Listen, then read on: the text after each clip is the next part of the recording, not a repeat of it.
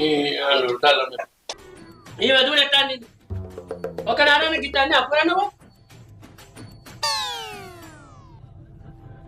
చుట్టాలు చూడు మారేసి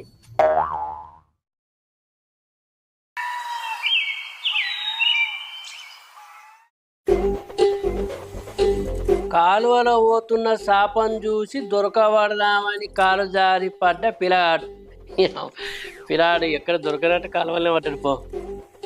అవుగాని నేను పేపర్ కాబట్టి అడగంటే ఇది నాకు ఇంకా సార్ ఇచ్చేయలే భవానీ